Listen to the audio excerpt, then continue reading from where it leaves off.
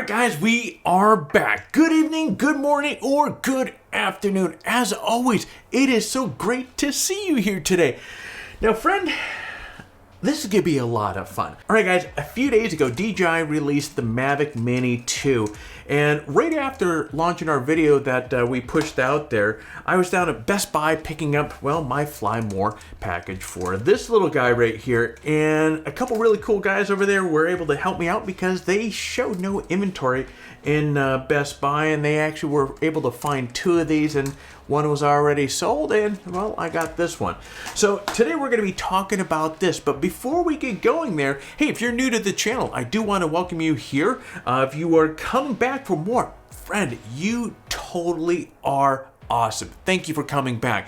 Now, if you've not subscribed to the channel, hey, we have these really kick-ass giveaways that we do each and every month. We're putting out generally a handful of videos per week relating to photography tips, news, drone-related stuff, GoPros. So please consider hitting that subscribe button down below. Calling a spade, hey, we just would love to have you part of the channel and earn your trust to have you coming back and enjoying our videos moving forward rather. So with that said, let's dive into today's video. Now, again, going back to it, I've been playing around with this drone for a handful of days, and I was going to do a unboxing video, but you guys have seen dozens of these things, and you know, DJI always crams in the same stuff. You have a bag, which, I mean, it's a nice bag. If you're into the bags, it's a pretty decent bag, well built. I never use them. DJI will, in the Fly More, you have this 3 charger here, so you can charge up to 3 batteries. And again, as we're going to discuss here in a moment, it's USB-C. You have a bunch of paperwork. They give you a tool to be able to take the props off. You get the spare props. You have a new controller, which we're going to get into in a minute. You have this charging brick right here. You have a drone in there, big surprise. And this year they have included this little harness thing that I've only used it a couple times. And I know I don't have my gimbal guard on, but I'm just gonna show you how to put this thing on here. So this wraps around here. Come on. Wrap these two around right here. Boom, boom. You just snap it in place on the side. So, I mean, it is kind of cool. I don't know how often I'm going to use it, but it keeps all the props all nice and tidy, and I probably shouldn't have done that. But anyways, keeps everything all nice and tight. All right, shifting gears, and now that I've had a chance to get out with the Mini 2 in the air, or get it up in the air on a few different occasions, I want to discuss with you some critical things that you need to know about this drone. New battery. I have to start with this because I misspoke in the video that we pushed out a couple days ago when I was talking about the battery. Now, of course, in my rush to get the video out, I said that the Mini 2 had a 5200 milliamp battery. What I meant to say was the controller has a 5200 milliamp battery, which is an upgrade over the 2600 milliamp battery that came in the Mini 1 controller. The intelligent flight battery in the Mini 1 has a capacity of 2400 milliamps and offers 7.2 volts with a max charging voltage of 8.4 volts and weighs in, as you can see, at 99 grams. Now, the Mini 2's intelligent flight battery has a capacity of 2250 milliamps, so it's actually less than the Mini 1, but it has a 7.7 volts maxing charge of 8.8 volts, and as you can see, weighs in at 79 grams. Now, this is going to get you 31 minutes of battery life, obviously under perfect conditions within DJI's little testing facility over there, which is technically based upon that 1 minute longer than the Mini itself. So at the end of the day, the new battery is lighter at 79 grams versus the 99 grams from the Mini 1.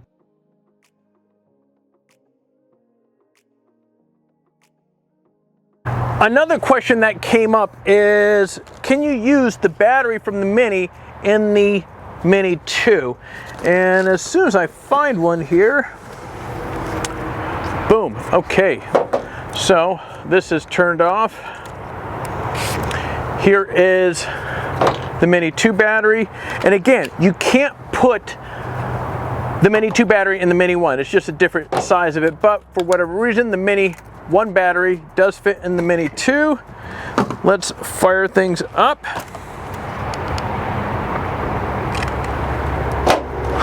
And by the way, when I was on the phone with DJI earlier, I had some questions with regards to the firmware. I asked them about this, and they did confirm that you could put the Mini 1 battery because they are slightly different milliamps in terms of size, but they did confirm that you can put the 1 inside the 2.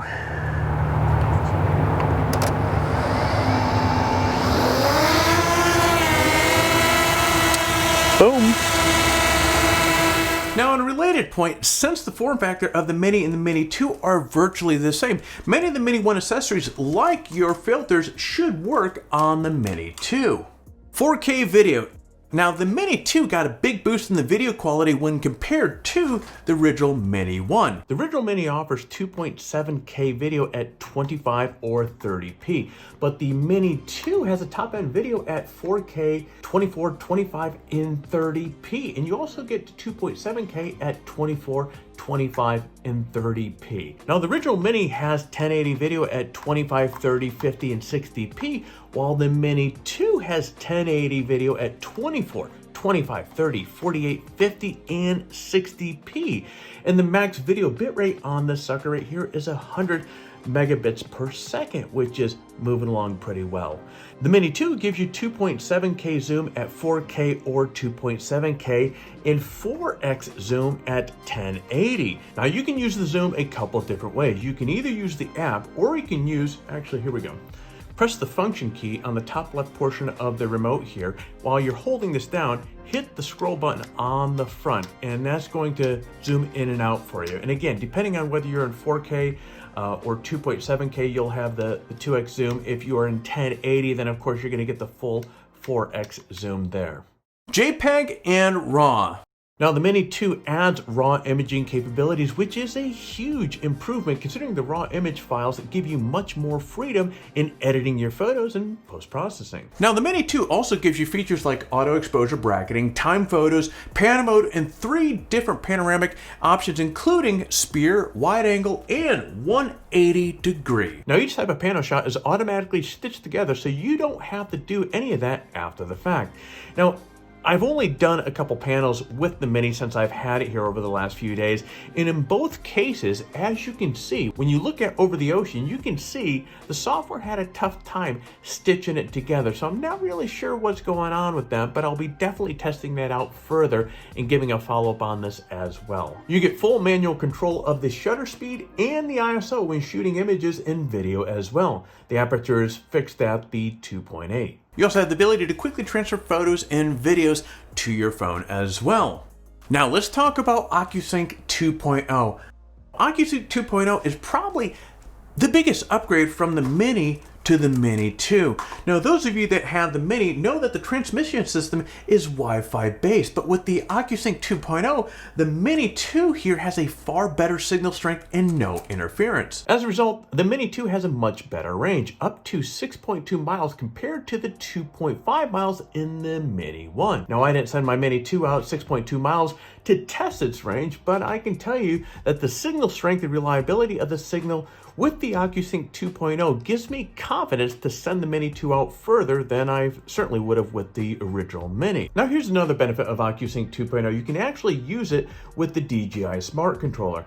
Now, right now, the Mini 2 is not yet compatible with this, but I suspect or expect that DJI will make it compatible with the Smart Controller through a firmware update later down the road, just like they did with the Mavic Air 2. And of course, as I've been preaching along this whole year, is trying to consolidate what's in my bag. So if I can bring my main drone that I use most of the time is the Mavic Pro 2, and if I can bring that out and this out and utilize the same controller, that's a big bonus right there. New remote. You may recall DJI released a new improved remote with the Mavic Air 2, and now, of course, the Mini 2 has pretty much the same remote. And as I've said in other videos, this new controller design is far better than the old one, especially when it comes to sitting your phone in the top of it. I really think this remote is much more intuitive design as well, and I find it much easier to use and more functional as well. It is quieter.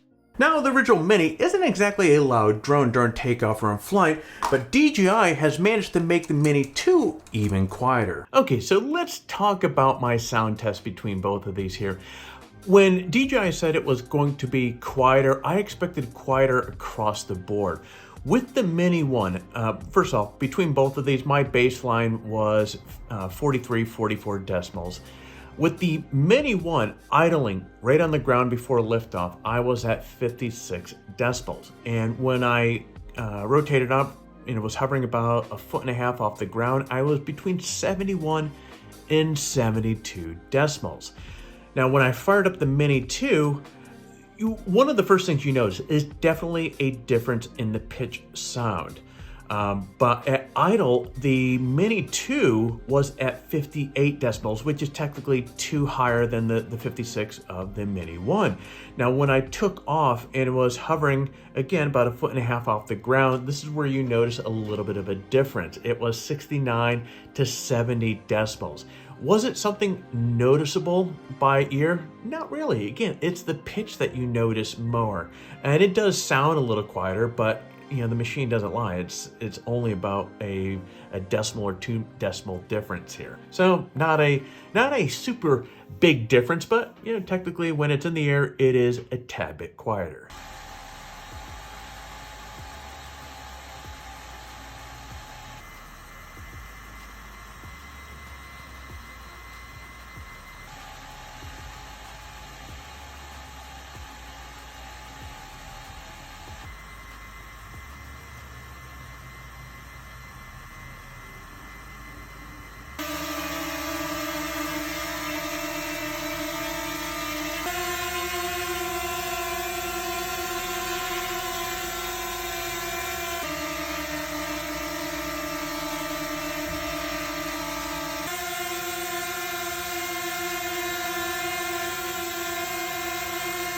No obstacle avoidance or active track.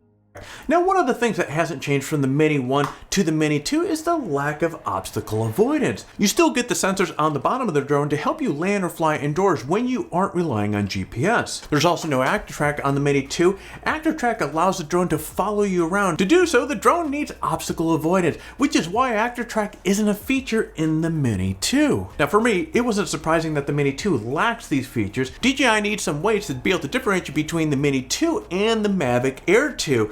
This is a simple one of the ways that they can do it, or simply one of the ways that they can do that. You do, however, get 5 quick shot options, so there are some smart features that you can rely on and get really interesting with the Mini 2. And of course, with my Mavic Pro 2, which is my go-to drone when I go out and go tooling around, I often will, most times I go out, I'm going to shoot at least 1 or 2 quick shots of some sort, whether it's the drone, the helix, or the circle. I use this quite a bit, so it's really cool to see this now in the Mini 2. It's faster as well. Now, there are 3 speed modes with the Mini 2. You have Sport, which is all the way over to the right. You have Normal, which is right in this center, if I can get it in there. And then off to the left, you have Cine Mode. Since Cine Mode is all about getting smooth results, it stays the same at maximum of 9.9 miles per hour. However, Normal Mode gets a boost just under 18 miles an hour to over 22 miles an hour. Sport Mode gets an even bigger increase from 29 miles an hour up to or nearly 36 miles per hour. So it gets moving along pretty well. Now, these higher speeds aren't just about getting from point A to point B, they also help with flying in the wind, or higher winds rather. Level 5 wind resistance, and I know some of you may be wondering, what in the world does this mean in real world terms? Interesting upgrade to the Mini 2 is now that it has level 5 wind resistance. This means it can safely fly in winds up to 23.5 miles an hour.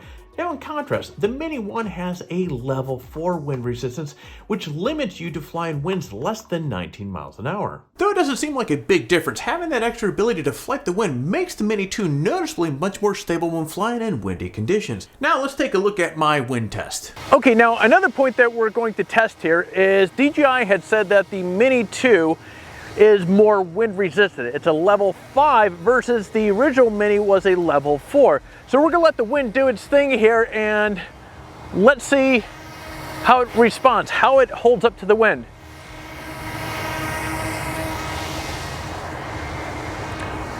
We don't have any wind.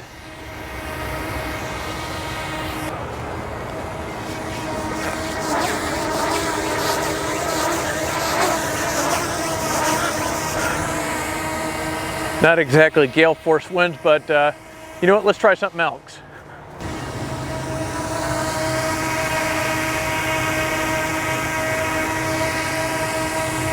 It was worth a shot. You know what, I have something else. Or say hello to my little friend. Whoa! All right. This thing will blow, well, they say 110 miles an hour. How accurate that is, I have no idea what it's based on. But as we can see here, I mean, it really sticks in place pretty well. I mean, there's a lot of force with this thing coming out. And it comes back, so let's see.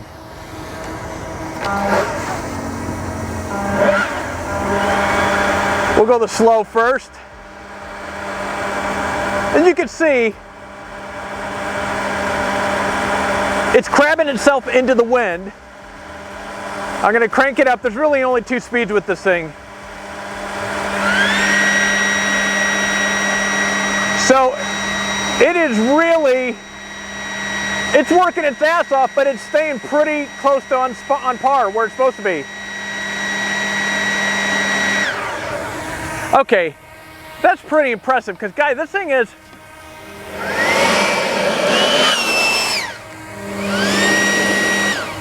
well, actually, hold on a second, is that?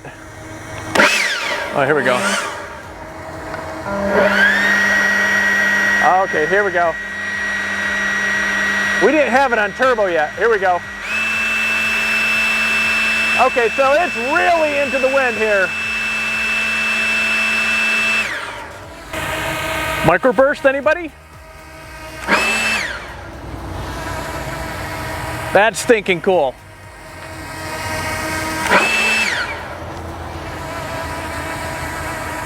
And what I'm doing is I'm putting it into the high speed right off the get-go, and it's coming back to where it shifts off point just a little bit, which is to be expected. The thing's only 249 grams. There's a ton of wind coming out of this thing, and